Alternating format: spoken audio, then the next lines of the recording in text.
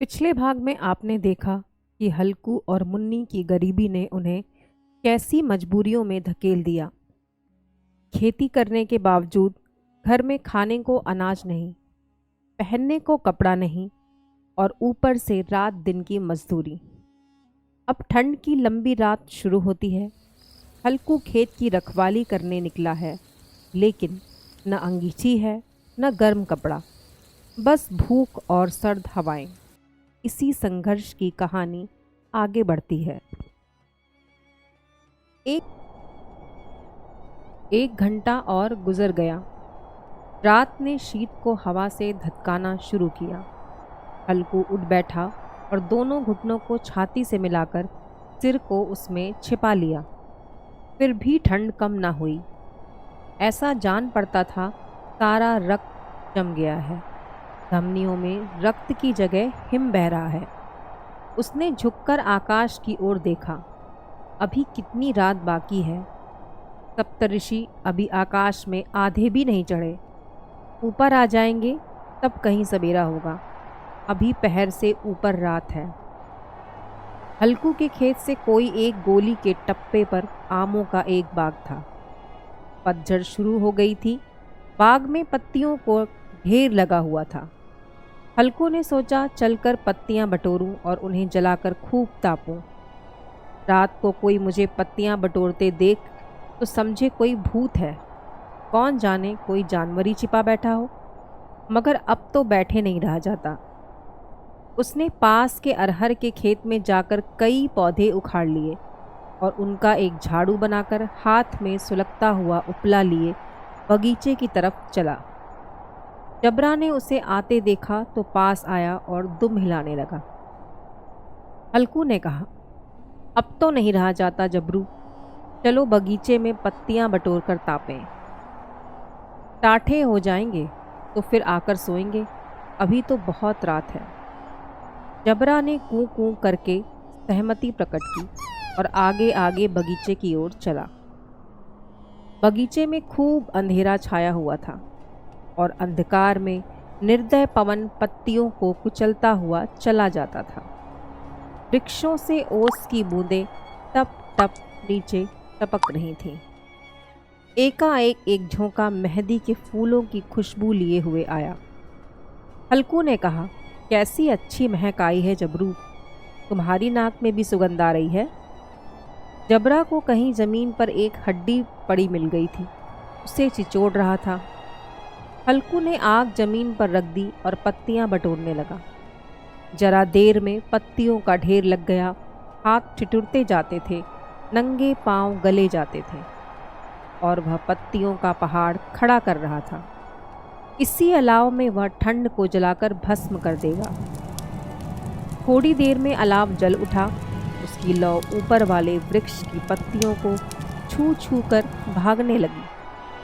उस अस्थिर प्रकाश में बगीचे के विशाल वृक्ष में ऐसे मालूम होते थे मानो उस अथाह अंधकार को अपने सिरों पर संभालते हुए वो अंधकार के उस अनंत सागर में यह प्रकाश एक नौका के समान हिलता मचलता हुआ जान पड़ता था।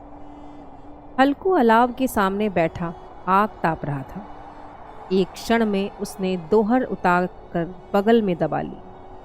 दोनों पांव फैला दिए मानो ठंड को ललकार रहा हो। तेरे जी में आए तो कर। ठंड की असीम शक्ति पर विजय पाकर वह विजय गर्व को हृदय में छिपा न सका था। उसने जबरा से कहा, क्यों जब्बर, अब ठंड नहीं लग रही है? जब्बर ने कूं कूं करके मानो कहा, अब क्या ठंड ही लगती रहेगी? पहले से यह उपाय न सूझा, नहीं इतनी ठंड क्यों खाते? जब्बर ने पूंछ हिलाई।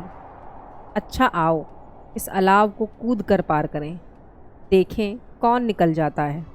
अगर जल गए बच्चा तो मैं दवा न करूँगा। जब्बर ने उस अग्रसारी राशि की ओर कातर नेत्रों से देखा। मुन्नी से कल न कह देना, नहीं तो लड़ाई करेगी। यह कहता हुआ वह उछला और उस अलाव के ऊपर से साफ निकल गया। पैरों में जरा लपट लगी पर वह कोई बात न थी।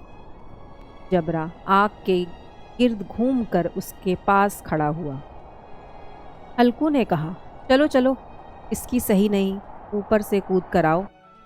वह फिर कूदा और अलाव के इस पार आ गया। पत्तियां जल चुकी थीं। बगीचे में फिर अंधेरा छा गया था। राख के नीचे कुछ कुछ आग बाकी थी, जो हवा का झोंका जाने पर जरा जाग उठती थी, पर एक क्षण में फिर आंखें बंद कर लेती थी। हल्कू ने फिर चादर ओढ़ ली और गर्म राख के पास बैठा हुआ एक गीत गुनगुनाने लगा। उसके बदन में गर्मी आ गई थी, पर ज्यों-ज्यों शीत बढ़ती जाती थी से आलस्य दबाए लेता था। जबरा जोर से भूंक कर खेत की ओर भागा। हल्कू को ऐसा मालूम हुआ कि जानवरों का एक झुंड खेत में आया है। शायद नीलगायों का झुंड था। उनके कूदने दौड़ने की आवाज़ें साफ कान में आ रही थीं। फिर ऐसा मालूम हुआ कि खेत में चर रही हैं। उनके चबाने की आवाज़ चर चर सुनाई देने लगी। उसने दिल में कहा, नहीं, जबरा के होते कोई जानवर खेत में नहीं आ सकता। नोच ही डाले, मुझे भ्रम हो रहा है। कहाँ, अब तो कुछ नहीं सुनाई देता। मुझे भी कैसा धोखा हुआ। उसने जोर से आवाज़ लगाई, जबरा, जबरा। जबरा भूंकता रहा, उसके पास ना आया। फिर खेत के चरे जाने की आहट मिली। अब वह अपने को धोखा न दे सका। उसे अपनी जगह से हिलना जहर लग रहा था। कैसा दंताया हुआ था इस जाड़े पाले में खेत में जाना, जानवरों के पीछे दौड़ना। असह्य जान पड़ा। वह अपनी जगह से ना हिला। उसने जोर से आवाज़ लगाई, लिहो लिहो लिहो। जबरा फिर भौंक उठा। जानवर खेत चल रहे थे। फसल तैयार है, कैसी अच्छी खेती थी, पर ये दुष्ट जानवर उसका सर्वनाश किए डालते हैं। हल्कू पक्का इरादा करके उठा और 2-3 कदम चला, पर एकाएक हवा का ऐसा ठंडा चुभोने वाला बिच्छू के डंक का सा झोंका लगा कि वह फिर बुझते हुए अलाव के पास आ बैठा और राख को कुरेद कर अपनी ठंडी देह को गरमाने लगा। जबरा अपना गला फाड़ डालता था। नील गायें खेत का सफाया किए डालती थीं और हल्कू गर्म राख के पास शांत बैठा हुआ था। अकर्मण्यता से रस्सियों की भांति उसे चारों तरफ से जकड़ रखा था। उसी राख के पास गर्म जमीन पर वह चादर ओढ़कर सो गया। सवेरे जब उसकी नींद खुली तब चारों तरफ धूप फैल गई थी और मुन्नी कह रही थी, क्या आज सोते ही रहोगे? तुम यहाँ आकर रम गए और उधर सारा खेत चौपट हो गया। हल्कू ने उठकर कहा, क्या तू खेत से होकर आ रही है? मुन्नी बोली, हाँ, सारे खेत का सत्यानाश हो गया। भला ऐसा भी कोई सोता है? तुम्हारे यहाँ मड़ैया डालने से क्या हुआ? हल्कू ने बहाना किया, मैं मरते मरते बचा। तुझे अपने खेत की पड़ी है? पेट में ऐसा दर्द हुआ कि मैं ही जानता हूँ। दोनों फिर खेत के डांड पर आए। देखा सारा खेत रौंदा पड़ा हुआ है और जबरा मड़ैया के नीचे चित लेटा है, मानो प्राण ही ना हो। दोनों खेत की दशा देख रहे थे। मुन्नी के मुख पर उदासी छाई थी, पर हल्कू प्रसन्न था। मुन्नी ने चिंतित होकर कहा, अब मजूरी करके माल गुजारी भरनी पड़ेगी। हल्कू ने प्रसन्न मुख से कहा, रात को ठंड में यहाँ सोना तो ना पड़ेगा।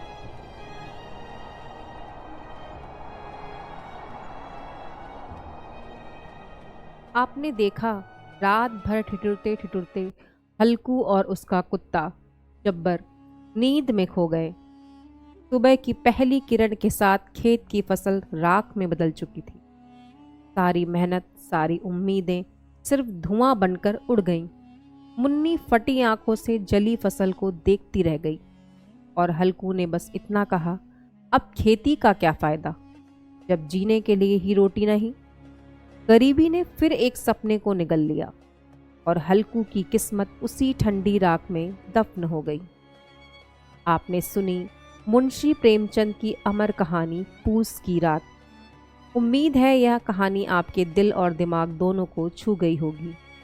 प्रेमचंद की कहानियाँ हमें केवल साहित्य नहीं बल्कि समाज और जीवन की गहरी समझ देती हैं। तो मिलते हैं अगली कहानी में। तब तक के लिए धन्यवाद।